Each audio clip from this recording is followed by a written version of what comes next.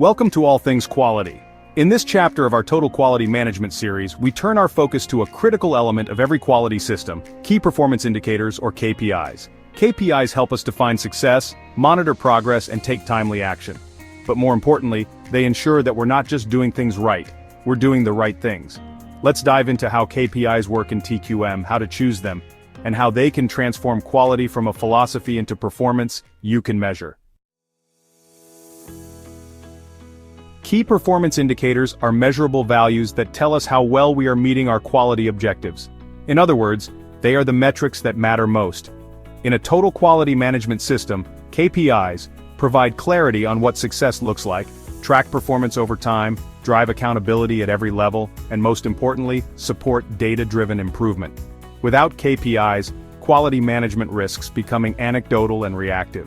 With KPIs, it becomes systematic, proactive, and focused. Consider the adage, if you can't measure it, you can't improve it. Quality KPIs typically fall into four broad categories, each offering a different lens through which to evaluate performance. Type 1. Product quality indicators. These measure how well a product meets design and customer requirements. Here are some examples. Defect rate measures the percentage of units with defects. First pass yield measures the percentage of items that meet standards without rework. Scrap rate measures the percentage of materials discarded due to non-conformance. These KPIs are critical for maintaining output quality and minimizing waste. Type 2. Process performance indicators. These focus on how effectively a process operates. Here are some examples. Process capability (CP and CPK) statistically measure a process's ability to meet specifications. Here are some examples. Cycle time measures the duration to complete a specific task or batch. Rework and repair hours measures the time spent fixing issues. Healthy processes lead to consistent, reliable outputs. Type 3. Customer-focused indicators. These measure how well customer needs are being met. Some examples are customer complaint rate, on-time delivery, net promoter score, and customer satisfaction score. Remember, in TQM, the customer, whether internal or external, is the ultimate judge of quality. Type 4. Compliance and audit indicators. These reflect how well we adhere to regulatory safety and quality standards like audit findings per audit, corrective action closure time, training completion, and effectiveness. These help ensure that systems stay compliant and resilient. Each category tells a story. Together they provide a 360-degree view of quality performance. In total quality management, we serve two kinds of customers, internal and external, and each requires different metrics. Internal KPIs focus on operations, teams, and systems like downtime, rework hours, training effectiveness, and internal defect rates. External KPIs focus on the market and customer experience like complaints, returns, service responsiveness, and delivery performance. Balancing both ensures we're not just building a better process, but also delivering better value. For example, a low internal defect rate means your process is under control, but if on-time delivery is poor, your external customers will still be dissatisfied. KPIs should reflect this dual focus.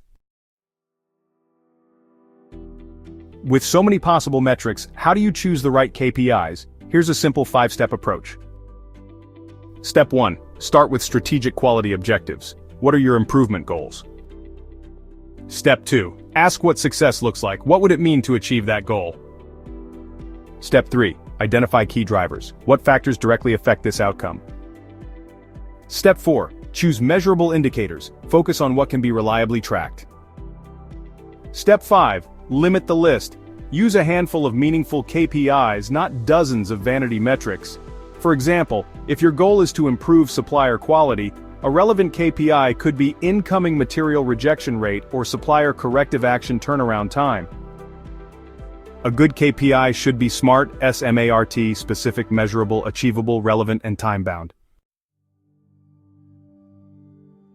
KPIs only become useful when you compare them to something. That something can be a baseline, your current state, a target, where you want to be, or a benchmark, how others perform. Start by understanding your baseline. What's the current performance level? Then set realistic targets based on your capabilities, resources, and desired impact. These can be short-term or stretch goals, but they must be grounded in reality. Lastly, compare your performance to industry benchmarks to see where you stand. Are you leading, lagging, or just average? This process keeps quality objectives dynamic rather than static. KPIs lose their power if they stay hidden in spreadsheets. Effective quality leaders make KPIs visible, timely, and accessible. Dashboards, scorecards, visual management boards, all of these tools help communicate performance clearly and consistently. Use charts and graphs to show trends and gaps. Highlight variances, both positive and negative. Share KPIs regularly in team meetings or huddles. Celebrate improvements, not just spotlight problems. When everyone, from frontline workers to senior managers, can see the score, they're more likely to own it. Transparency builds trust and encourages collaboration toward shared goals. Measuring is only the beginning. KPIs are tools for action. When a KPI signals a problem, say an uptick in customer complaints, your response should follow this improvement cycle. Step 1. Investigate root causes. Use tools like the 5 whys or fishbone diagrams. Step 2. Implement corrective actions. Train staff, update procedures, redesign processes. Step 3. Monitor impact. Did the KPI improve? Step 4. Adjust as needed. Continuous feedback loops ensure sustained performance. And even when KPIs are on target, ask, can we do better? Can we sustain this? This is how TQM becomes a living system, powered by real-time insight and continual action. When used poorly, KPIs can mislead, distract, or even demotivate. Here are 5 common traps and how to avoid them. Too many KPIs, information overload clouds decision-making, prioritize. Wrong metrics. Don't measure activity, measure impact. Data manipulation. If people fear blame, they'll game the system. Foster a no-blame culture.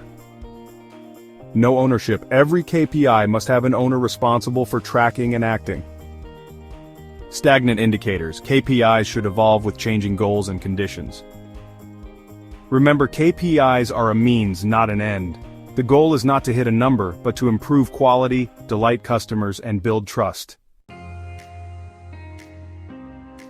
Key performance indicators for quality are more than just numbers. They are the heartbeat of your quality system. They show where you are, where you're going, and how fast you're getting there. To recap, define KPIs based on quality objectives. Keep them focused, visible, and actionable. Use them to guide improvement, not assign blame. Evolve them as your organization grows. With the right KPIs in place, you're not just managing quality, you're leading it. Thanks for watching. If this video helped clarify how KPIs can elevate your quality management system, don't forget to like, subscribe, and check out our full training series for more practical insights and tools from all things quality.